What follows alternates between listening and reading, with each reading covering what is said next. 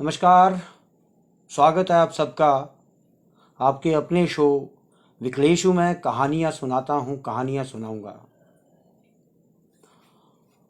मित्रों, आज 10 अक्टूबर है, इतवार भी है। लेकिन आज का जो दिन है वो वर्ल्ड मेंटल हेल्थ डे के नाम से मनाया जाता है। 1982 में इस दिन को, यानी कि 10 अक्टूबर को, वर्ल्ड मेंटल हेल्थ डे के नाम से मनाया जाना शुरू हुआ था। उसके बाद इसके ऊपर ज़्यादा तवज्जो नहीं दी गई। लेकिन आज ये लगता है कि ये जो दिन है, क्योंकि जो मानसिक परेशानियां हैं वो बढ़ती चली जा रही हैं और इस दिन की महत्वता बढ़ गई है। ये दिन मुझे भी ध्यान में नहीं रहता अगर मेरी छोटी बहन, या यूँ कहा जाए मेरी इंटेलेक्चुअल बहन अनुपम, वो मुझे इस बारे में ना चिढ़ाती। दोस्तों, बहुत ही खूबसूरत कवित्री हैं और बहुत ही अच्छा लिखती हैं। तो आज इस संबंध में उन्होंने कुछ बातें मुझे भेजी हैं, तो मैं आपके साथ शेयर करता हूं और इसी के साथ शुरू करेंगे हम अपना आज का शो। वो लिखती हैं कि जिंदगी की पाठशाला में सीखी हुई सबसे ज़रूरी चीज़ों में एक पाठ जो मानसिक स्वास्थ्य संबंधी है, वही वो हमारे साथ साझा कर रही हैं। देखिए, हर कोई आपको, मुझे अपनी मानसिक योग्यता के अनुसार ही आंकेगा। यानी कि कोई भी अगर आंकलन मेरा करेगा, आपका करेगा, तो वो अपना मेंटल स्टेटस, जो उसकी मानसिक योग्यता है, उसके हिसाब से ही करेगा। और अगर कोई व्यक्ति पॉजिटिव है तो वो आपकी बुराई में भी अच्छाई को ढूंढने की कोशिश करेगा और ढूंढेगा। और अगर कोई कोरा निराशावादी है तो आप चाहे जो भी कर लें, आपका मेंटल स्टेटस जो भी हो, आप कितनी भी ऊंचाइयां चढ़ लें, आप हिमालय को भी फतेह कर लो, तब भी वो कोई ना कोई नकारात्मक, नेगेटिव, प्रोपोगेटिव आपके लिए लाएगा। ताना ही दे सकता है, ये भी ताना दे सकता है कि अकेले रह गए ना। तो इन दोनों अतिवादियों से, जो दोनों एक्सट्रीम्स हैं, इस तरह के व्यक्तियों की अवधारणा को तवज्जो ना देते हुए आप एक ऐसा घेरा बनाएं जिसमें आपकी, आपके परिवार की, खुद की शांति बनी रहे। रोना कमजोरी नहीं है। खुद को डिटॉक्सिफाई करने के लिए यह प्रक्रिया बहुत ही ज्यादा जरूरी है। इसलिए कई बार जो हमारे सदी के महानायक हैं, उनके द्वारा कहा गया एक डायलॉग बड़ा मशहूर है कि मर्द को दर्द नहीं होता। ये ठीक नहीं है। ये सब बेकार की बातें हैं, क्योंकि आंसू ऐसा टूल है जो आपके मन को हल्का कर देते हैं। कभी गहरे तनाव में अगर हैं आप, तो 4 आंसू अगर आप टपका लेते हैं तो आपका मन हल्का हो जाता है। और मर्द को दर्द नहीं होता, यह लड़कियां होती ही रोंदू हैं। ये सब बेकार की बातों से दूर हटकर जब भी आपका मन करे, जब भी आप पे ये परिस्थिति आए, तो आंसू बहाइए। उसके बाद जो मन आपका हल्का होगा, उसके बारे में आप सोच के देखिए। और अगर आंसू आते हैं तो इसमें शर्मिंदगी वाली कोई बात नहीं है। फिर जो सही लगे वो करते चले जाएं। आप अपने सपनों की इमारत जैसे आपको सही लगे वैसे बनाइए। 2 मंजिला, 4 मंजिला, 10 मंजिला, ये आपकी अपनी मर्जी है, लेकिन कभी उसकी नींव किसी के नुकसान पर मत रखें। क्योंकि जब आप अपनी जिंदगी की इमारत की नींव किसी के नुकसान की जमीन पर रखेंगे तो वो कभी भी स्टेबल नहीं हो सकती। तो इसलिए इन बातों का ध्यान रखें।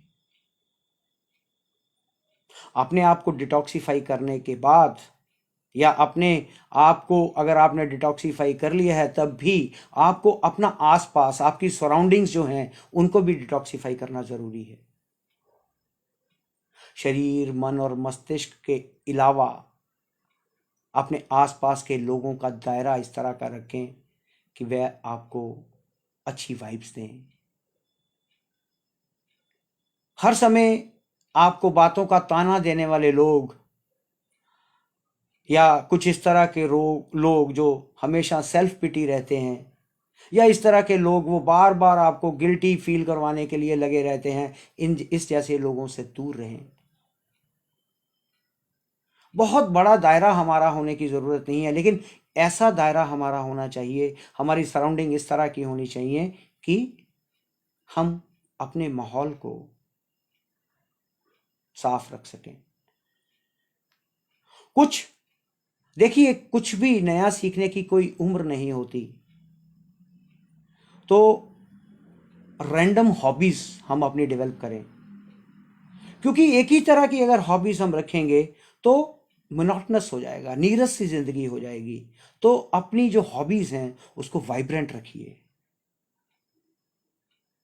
सफलता के लिए हर तरफ आपका आपका वाइब्रेंट होना बहुत जरूरी है, क्योंकि एक ही तरह के फूल अगर एक पूरी क्यारी में लगे होंगे तो वो नीरस सा हो जाएगा।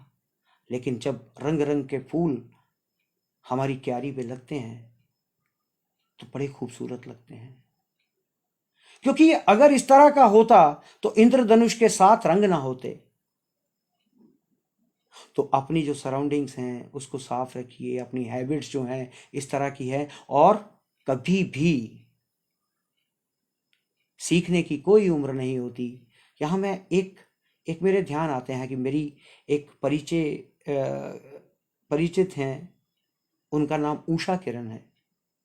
काफ़ी बुजुर्ग हैं, लेकिन उन्होंने अपनी रेलवे में कार्यरत थी, तो उन्होंने अपनी रिटायरमेंट से 3 महीने पहले एक कंप्यूटर कोर्स किया, जो कि अगर वो ना भी करती तो भी वो अच्छी तरह से रिटायर हो सकती थी। लेकिन उनसे एक बात मैंने सीखी कि सीखने की कोई उम्र नहीं होती।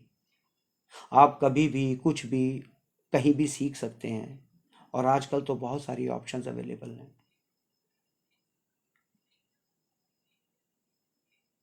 प्रकृति से अपना जुड़ाव बनाए रखें। हम लोग टेक्निक के सहारे, टेक्निक से इतने ऑब्सेस्ड हो गए हैं, इतने कनेक्टेड हो गए हैं कि इससे हम दूरी भी नहीं बना सकते। फोनोफोबिया के शिकार हैं हम। हर वक्त हमें ये लगा रहता है मेरा फोन कहाँ है, यहाँ है, और बार बार हम उसको उसको पकड़ के बैठे रहते हैं। तो जो मेरे मित्र या जो मेरी माताएं बहनें व्रत करती हैं, तो आप एक और व्रत शुरू कीजिए जिसको टेक्नोलॉजी का व्रत रखें। कभी दिन में 15 मिनट, 20 मिनट इससे शुरू कर सकते हैं हम, और 4 घंटे, 5 घंटे, दिनों तक भी हम अगर टेक्नोलॉजी से दूर रहें तो हम प्रकृति के पास जाएंगे। हम ये देखते हैं कि हर ट्रोल, किसने किसको क्या बोला, किसने किसका क्या जवाब दिया, ये हमारी जिंदगी, इसने हमारी जिंदगी में कोलाहल मचा रखा है, हालत बिगाड़ के रखी है हमारी जिंदगी की। इससे थोड़ा अलग हटकर कुछ पल सिर्फ और सिर्फ प्रकृति के साथ गुजारें। महसूस करें कि नदी में पैर भिगोकर कितना अच्छा लगता है। हम सब अपने बच्चों को और 4 या 10 पौधे लगाएं और उनको बढ़ता हुआ देखें, जिस तरह से हम अपने बच्चों को बढ़ता हुआ देखते हैं। और यकीन जानिए, हमारे बच्चे बढ़ के कब हमें छोड़ के चले जाएंगे हमें कुछ नहीं पता। और हम उसको महसूस भी नहीं कर पाएंगे। लेकिन ये जो पेड़ पौधे जो हम ये जो पेड़ पौधे हम लगाएंगे, ये सदा हमारे साथ रहेंगे। और कभी अपने लगाए पेड़, और या अपने ना भी लगाए हुए पेड़ हैं, तब भी उनके पास जाइए, और जितने प्यार से आप पेड़ की तरफ जाएंगे, उतने प्यार से वो आपको बुलाएगा कि आओ मुझे अपने आलिंगन में ले लो। नंगी घास पर, खुली घास पर नंगे पांव चलना, और सूरज की पहली किरण के लिए एक बार जाग कर देखिए, तो आपको लगेगा कि कितना खूबसूरत सवेरा है। सुबह पक्षियों की उड़ानें अपने घर से निकलकर सब अपने अपने अपने अपने कामों में चले जाते हैं। कभी उनकी खूबसूरती देखें। बारिश में कभी भीगने की कोशिश करें, भीगें, और पक्षियों के कोलाहल में कभी संगीत को ढूंढिए। और हमें कई बार मौके मिलते हैं, अपनी मसरूफ जिंदगी में ऐसे मौके मिलते हैं, लेकिन हम देख नहीं पाते उनको। और एक अच्छा दोस्त एक थेरेपी से बड़ा होता है, थेरेपी से ऊपर होता है। अपने आप पे इतने आत्मनिर्भर भी मत बनिए कि हमारे पास दोस्तों की जगह ना रह सके। अपने अंदर थोड़ा सा अल्लड़पन, थोड़ी सी मासूमियत, या थोड़ा सा थोड़ी सी बेवकूफ़ी बचा के रखें, ताकि आपका दोस्त उसको कवर अप कर सके। दोस्तों के लिए, कुछ अच्छे दोस्तों के लिए अपनी जगह रखें, और ये देखें, ये ख्याल रखें कि अच्छा दोस्त आपको ऐसा नहीं मिलेगा कि जो आपकी हाँ में हाँ मिलाएगा। अच्छा दोस्त आपकी बातों को काटेगा भी। और अगर सच में अगर इतना अकेलापन है कि कोई दोस्त नहीं उपलब्ध, तो कभी अपने आप से दोस्ती करके देखें, क्योंकि आपके अंदर, आपसे भी आपके जैसा एक और खूबसूरत इंसान आपके अंदर बैठा है। कभी उसके साथ दोस्ती करें, आपको बहुत आनंद आएगा, और आप पाएंगे कि आपके अंदर का जो दूसरा पहलू है वो बहुत खूबसूरत है। और अंत में, ये जो मानसिक संतुलन है, मेंटल इम्बैलेंस है, अगर कहीं ऐसा हो जाए तो डॉक्टर के पास जाना कोई शर्मिंदगी नहीं है।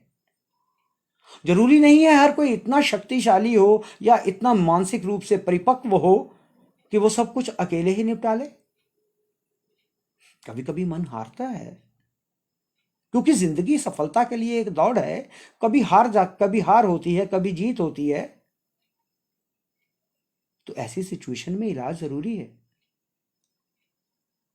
खांसी, जुकाम, और अब देखें डेंगू के लिए जब होता है तो हम अस्पताल जाते हैं, डॉक्टर से कंसल्ट करते हैं। तो मेंटल एंजाइटी अटैक्स या डिप्रेशन, ये भी उतना ही इलाज मांगते हैं जितना कि बुखार हो जाना, खांसी जुकाम हो जाना। ये भी शारीरिक व्याधि है। तो विकराल होने से पहले इसकी, ऐसी बीमारी के का बेझिझक इलाज करवाइए, और जानते बूझते हुए भी इलाज ना लेना, ये पागलपन है।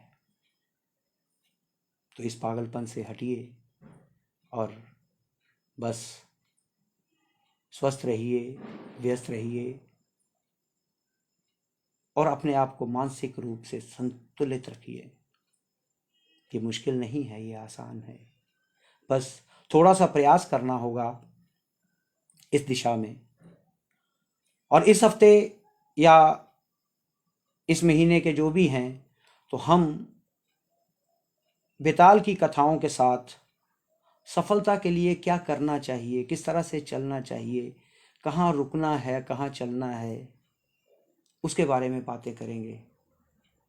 तो बढ़ते हैं अपनी बेताल कथाओं की तरफ। तो अभी तक हम 14 बेताल देख चुके।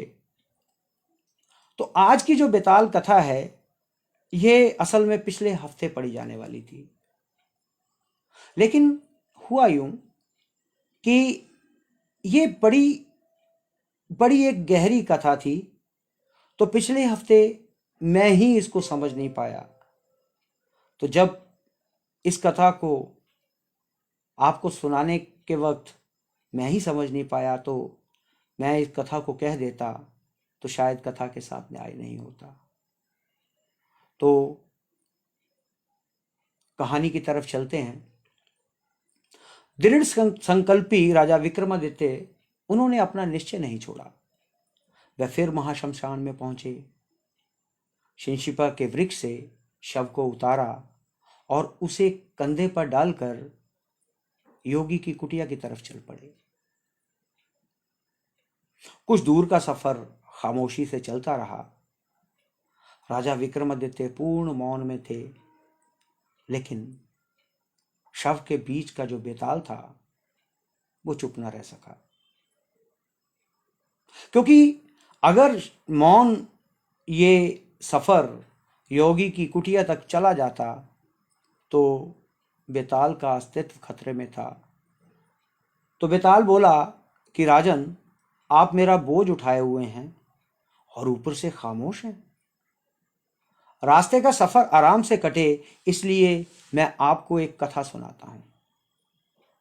सुनिए। प्राचीन समय में शोभावती नगरी में यज्ञ सोम नाम का एक ब्राह्मण रहता था। उसके कोई संतान ना थी और 100 मनोरथों के बाद उसके घर में एक पुत्र ने जन्म लिया और तब तक उसका यौवन बीत गया। यज्ञ सोम ने बालक का नाम देव सोम रखा। देव सोम दिन बर दिन बढ़ता चला गया, लेकिन जब वो 16 वर्ष का हुआ तो अचानक एक तेज ज्वर उसको हुआ और उसकी मृत्यु हो गई। इस प्रकार बालक की अचानक मृत्यु पर माता पिता बहुत दुखी हुए, क्योंकि उनका एक सहारा था देवसोम। वे बालक के शव को आलिंगन में बांधकर विलाप करने लगे और काफी देर तक उन्होंने बालक के शव को आलिंगन में बांधे रखा और शव को दाह क्रिया के लिए भी किसी को लेके जाने नहीं दिया। तो वहां इकट्ठे बड़े बूढ़ों ने उनको समझाया कि जो आया है वो जरूर जाएगा, और उनको समझा बुझाकर राजी किया कि उसको शमशान लेके जाया जाए। उन्होंने शव को नहलाया धुलाया और फिर एक पालकी में रखकर आंसू बहाते हुए, रोते पीटते वे बंधु बांधव उसे शमशान में ले गए। उस शमशान में कुटिया बनाकर एक बूढ़ा तपस्वी रहता था। वो बहुत वृद्ध हो चुका था और कठोर तपस्या के कारण उसका शरीर क्षय हो गया था, कश हो गया था। उसका नाम वाम शिव था और उसके साथ उसकी कुटिया में एक शिष्य भी रहता था। और वो जो शिष्य था मूर्ख था, दुष्ट था, हठी था, अहंकारी था, और योगी ने कुछ देर पहले ही उसको कुछ भुला भरा कहा था, इसलिए वो चिढ़ा हुआ था। ध्यान और योग आदि की क्रिया में लगे रहने के कारण उसको अहंकार हो गया था और वो भीख से मिले हुए अन्न पर ही निर्वाह करता था। और बाहर दूर से आते हुए इस जन कोलाहल को सुनकर योगी ने उससे कहा कि जरा बाहर जाकर देखो, शमशान में शोरगुल सा क्या हो रहा है। गुरु की बात सुनकर वो बोला, तुनक कर बोला कि मैं नहीं जाऊंगा, आप ही जाइए, मेरी अभी भिक्षा बेला बीती जा रही है। गुरु सुनकर उसको डांटते हुए बोले कि अरे मूर्ख पेटू, धिक्कार है तुम पर, आधा दिन बीत जाने के बाद भी तेरी भिक्षा बेला चल रही है। यह सुनकर वो क्रोधित हो गया और उस शिष्य ने तपस्वी से बुरी तरह बर्ताव करते हुए बोला, अरे बुड्ढे, तुम्हें धिक्कार है, मुझे धिक्कार क्यों, तुम्हें धिक्कार है, मैं ना तो तेरा शिष्य हूं और ना ही आज से तू मेरा गुरु है। मैं दूसरी जगह जा रहा हूं और ये ले अपना कमंडल। और ये कहकर वह उठा और तपस्वी के सामने दंड कमंडल रखकर वहां से चलता बना। उसके जाने के बाद तपस्वी हंसा और हंसते हुए कुटिया से बाहर आया और वहां पहुंचा जहां पे ब्राह्मण बालक दाह कर्म के लिए लाया गया था। वहां उसने देखा कि लोग इतने युवा, इतने तरुण बच्चे की मृत्यु होने के बाद उस बालक के लिए शोक कर रहे थे, विलाप कर रहे थे।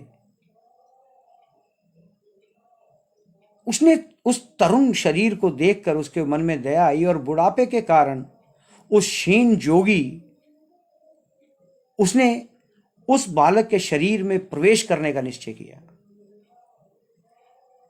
यह निश्चय करके वो एकांत में जाकर पहले तो जी खोल कर रोया और फिर अपने अंगों का संचालन करते हुए जोर बड़े आनंद से नाचने लगा, शीघ्रता से नाचने लगा।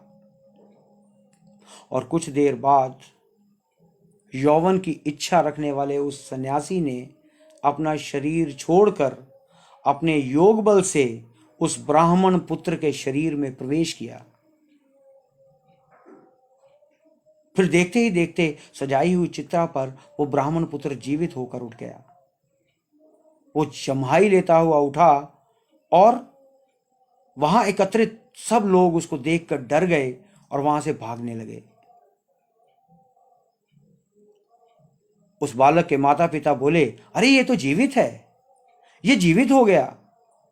और ब्राह्मण पुत्र के शरीर में प्रविष्ट उस तपस्वी ने, जो काफी योगों का स्वामी था और वो अपने तमाम व्रत जो हैं, जो उसने अपने पिछले शरीर के साथ धारण किए थे, वो उसको छोड़ना नहीं चाहता था। और वो ब्राह्मण पुत्र के शरीर में योगी सबको बोला कि मरकर जब मैं परलोक गया तो भगवान शिव ने प्रकट होकर मुझे जीवन दान दिया और कहा कि जाओ, अब तुम्हें पशुपत व्रत लेना है, पाशुपत व्रत लेना है और मुझे इसी समय एकांत में जाकर वह व्रत ग्रहण करना है। और यदि मैं ऐसा नहीं करूंगा तो मैं जीवित नहीं रह पाऊंगा, ऐसा महादेव ने मुझे कहा है। इसलिए आप सब लोग लौट जाइए, बस मुझे मेरे व्रत के साथ मुझे मेरा व्रत पूरा करने दीजिए। ये कहकर उस तपस्वी ने, जिसने व्रत का दृढ़ निश्चय कर रखा था, वहां एकत्रित हुए सब हर्ष और शोक में, क्योंकि वो बच्चे के जीवित होने से लोग खुश भी थे, लेकिन वो पाशुपत व्रत ले रहा है, इससे लोग शोक में भी थे। लेकिन उसने सब लोगों को समझा बुझाकर घर लौटा दिया और फिर उसने जाकर अपना पूर्व शरीर एक खड्डे में डाला,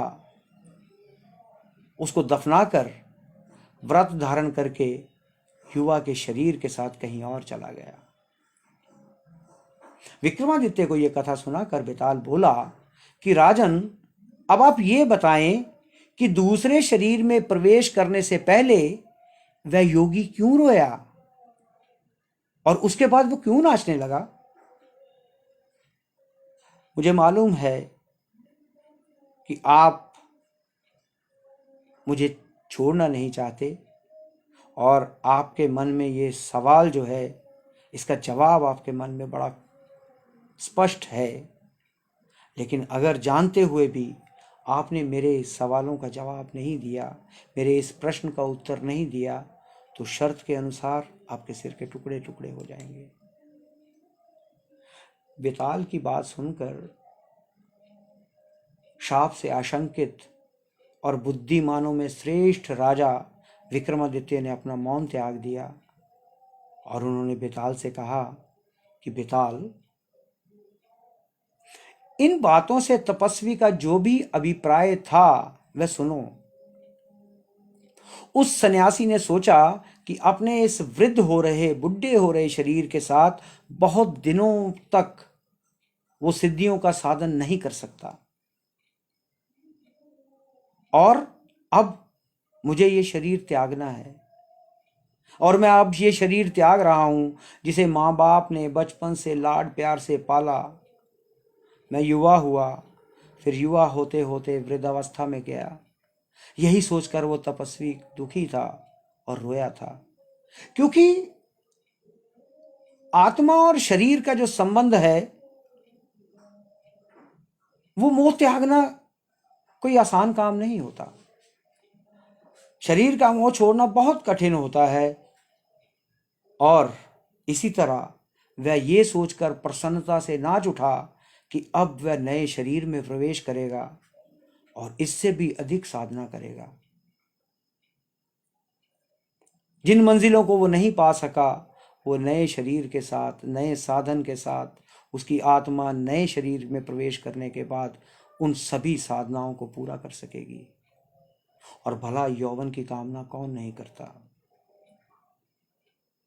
विक्रमादित्य राजन का मौन भंग हुआ और बेताल को फिर मौका मिल गया।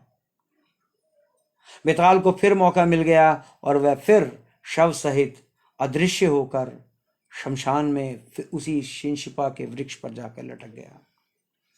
और राजा विक्रमादित्य फिर उसके पीछे गए।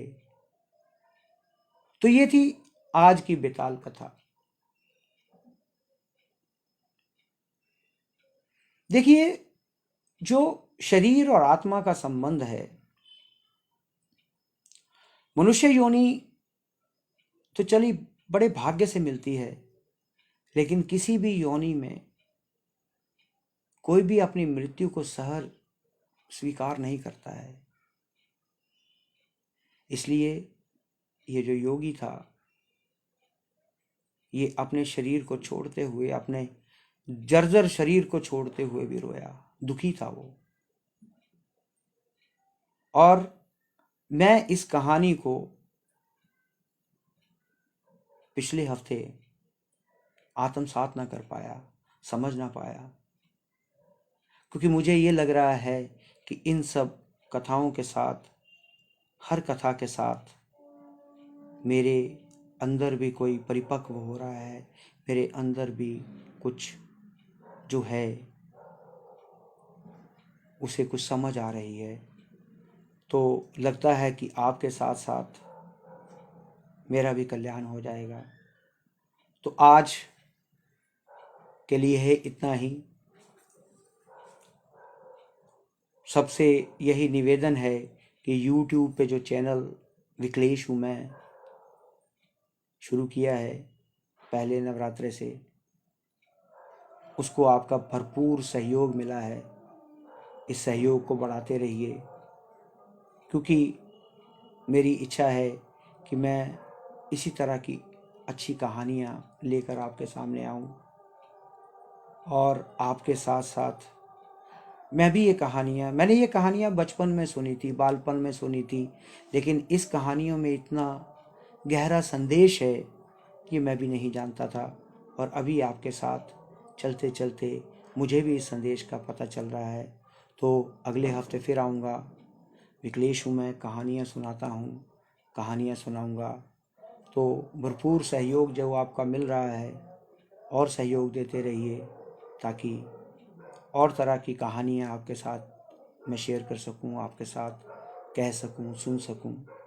और आज तकनीकी खराबी तो नहीं थी, लेकिन पावर कट्स जो हैं उनकी वजह से शायद कुछ लाइट में इधर उधर हो गया हो, तो उसके लिए क्षमा प्रार्थी हूँ। तो विदा लेता हूँ आपसे, अगले हफ्ते दोबारा मिलने का वादा करते हुए, क्योंकि विकलेश हूँ मैं, कहानियाँ सुनाता हूँ, कहानियाँ सुनाऊँगा। नमस्कार, नमस्कार, नमस्कार।